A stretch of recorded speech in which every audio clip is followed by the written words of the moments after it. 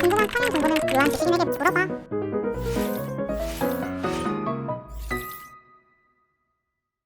원장님, 코끝은 수술로 얼마나 높아질 수 있을까요? 안녕하세요. 미오TV 성형외과 전문의 윤석호입니다. 오늘은 코 수술하기 전에 본인의 코끝이 얼마나 높아질 수 있을지 본인이 집에서 한번 예측할 수 있는 그런 방법과 본인의 코끝을 많이 높이기 위해서 혹은 적절하게 잘 높이기 위해서는 어떠한 것을 고려해야 되는지에 대해서 말씀드리려고 합니다. 많은 분들이 코끝을 많이 올리기를 원하시지만 실제로는 거기에는 한계가 있고 또한 그 한계에는 그 이유가 있습니다. 수술 전에 코끝이 얼마나 높아질 수 있을지 평가하는 첫 번째, 본인의 코의 피부가 얼마나 잘 늘어나는지 한번 당겨보는 것입니다. 이것은 제가 환자들을 상담을 할 때 항상 환자분들의 코를 직접 잡고 제가 늘려보는데요. 이 생각보다 늘어나는 정도가 굉장히 많이 차이가 납니다. 이것은 피부의 탄력과도 관련이 있고요. 또한 이 피부의 두께와도 관련이 있습니다. 이 피부를 아무리 세게 당겨도 늘어나지 않는다면 그 이상으로는 어떤 방법을 쓰더라도 코끝을 높일 수가 없습니다. 그래서 본인이 거울을 보면서 옆을 보면서 코끝을 한번 당겨보고 이 정도 높아지는 정도는 괜찮겠다 라고 만약에 판단을 하신다면 그 정도 코끝 성형은 가능할 것이고, 내가 아무리 당겼는데도 이거 너무 낮은데? 난 이거보다 더 높이고 싶은데? 라고 생각하신다면 그 이상은 불가능할 확률이 매우 크다는 얘기입니다. 자, 두 번째는 비주의 길이입니다. 비주는 이 코 기둥, 이 부분을 얘기하는데요. 사람에 따라서는 이렇게 아래서 보았을 때 이 비주가 굉장히 짧은 사람이 있습니다. 즉 비주가 짧고 콧구멍이 옆으로 넓은 분들이 간혹 있습니다. 코가 굉장히 작은 분들이죠.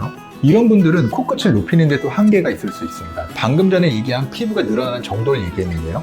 이게 늘어날 때 이 비주 부분도 같이 늘어나야 합니다. 근데 이 비주가 굉장히 짧다면 코끝 수술하는 방법 중에서 비주 연장술이라는 방법을 통해서 코끝을 높이는데 이 비주의 피부가 연장되는데 한계가 있을 수밖에 없습니다. 따라서 우리가 거울을 보고 이렇게 아래 본인 콧구멍을 보았을 때 이 비주의 길이가 굉장히 짧고 이 콧구멍이 옆으로 이렇게 벌어져 있다면 아무래도 이 비주를 앞쪽으로 늘려서 코끝을 앞쪽으로 빼는 데에는 어느 정도 한계가 있을 수밖에 없습니다. 세 번째는 비중격의 크기, 모양, 그리고 휘어진 정도를 파악하는 것입니다. 이것은 실제로 본인이 집에서 셀프로 할 수 있는 방법은 아니고요. 병원에 가서 상담을 할 때 알 수 있는 방법입니다.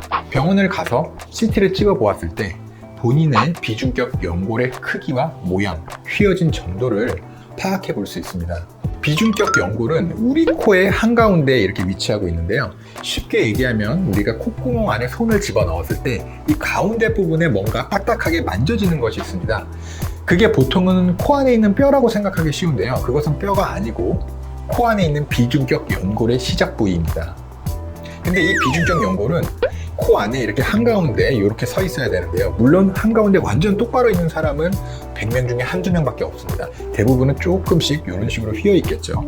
근데 이 휘어진 정도가 만약에 너무 심하게 휘어져 있으면 이 비중격 연골을 일부를 채취해서 우리가 코 성형, 코끝 성형 수술을 하는데 너무 많이 휘어 있다면 애로사항이 생길 수밖에 없습니다. 또 한 가지 더 중요한 점은 우리가 이 비중격 연골을 사용해서 코끝 성형을 하는데 비중격 연골을 다 제거하는 것이 아니고 안쪽의 일부만을 제거해서 사용을 합니다. 겉에 틀은 남겨두는 것이죠. 왜냐하면 겉에 틀까지 다 제거를 하면 코가 주저앉게 되어 있습니다.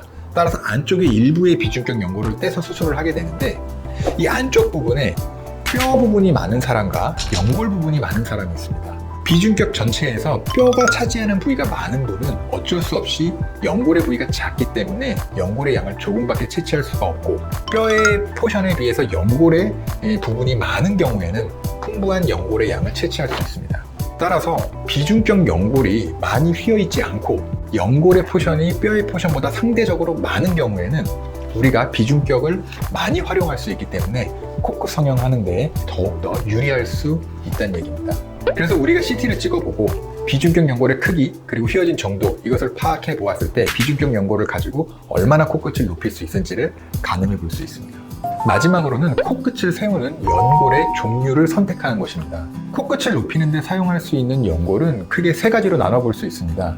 첫 번째 귀연골, 두 번째 코 안에 있는 비중격 연골, 세 번째는 가슴 연골, 늑연골입니다.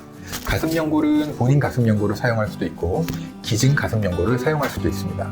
코 수술을 할 때는 항상 수술하시는 원장님과 잘 상담을 해서 어떠한 연고를 사용할지를 판단을 해야 되는데요. 쉽게 얘기해서 코끝을 올리는 방법은 크게 두 가지로 나눌 수 있습니다. 비중격 연장술 혹은 이 콧기둥에 세우는 연골 삽입술 이렇게 나눠지기는 하는데요. 연골을 앞쪽으로 빼주는 비중격 연장술을 할 수 있는 연골은 비중격 연골과 늑연골입니다.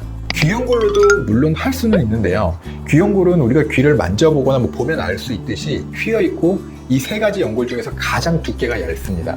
따라서 이 휘어있는 연골을 펴서 혹은 휘어있는 연골 두 개를 모아서 비중격 연장술로 활용을 할 수는 있지만 연골의 크기, 길이가 그렇게 길지 않고 연골이 휘어있고 얇기 때문에 한계가 있습니다.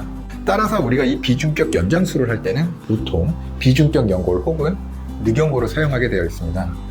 그런데 앞서 얘기한 것처럼 비중격 연골이 너무 많이 휘어있고 그리고 비중격 연골의 양이 작다면 이 비중격 연장술로 활용할 수 있는 비중격 연골의 가치가 매우 떨어지겠죠. 이런 상태에서 비중격 연골만을 사용해서 이 기둥을 세우게 된다면 아무래도 양도 적고 휘어있기 때문에 많이 세울 수가 없습니다. 기본적으로 제가 어떻게 말씀을 드리냐면 이 코 기둥을 세우는 방법으로 약 60-70%의 코끝을 세우고 얹어주는 방식으로 약 30% 정도의 코끝을 세워준다고 얘기를 합니다. 그럼 60-70%는 이 기둥을 세워서 코끝을 올려줘야 되는데 약하고 작고 휘어있는 비중격 연골을 사용해서 이 기둥을 세운다면 한계가 있을 수밖에 없습니다. 따라서 이런 경우에는 늑연골을 사용해서 기둥을 만들어 주어야지만 튼튼하게 기둥이 설 수 있고 코끝을 더 튼튼하게 높게 올려줄 수 있습니다. 그리고 그 다음은 기둥을 만든 후에 얹어주는 연골은 비중격 연골 혹은 귀연골을 사용할 수 있고요. 늑연골은 너무 단단해서 코끝이 잘 비치기 때문에 사용하는 것을 권하지 않습니다. 따라서 적절하게 이 기둥을 세우는 연골은 비중격 연골을 사용할 것이냐 혹은 비중격 연골이 너무 약하거나 휘어있거나 작으면 늑연골을 사용할 것이냐로 결정을 해야 됩니다.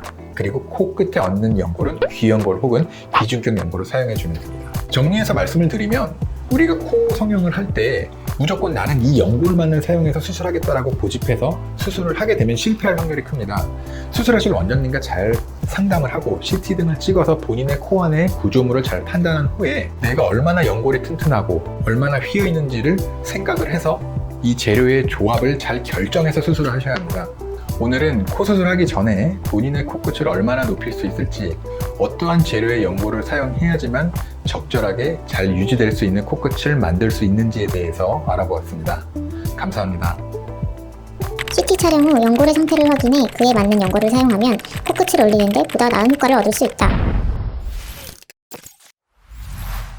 미호. 영상이 마음에 드셨다면 좋아요와 구독 부탁드립니다.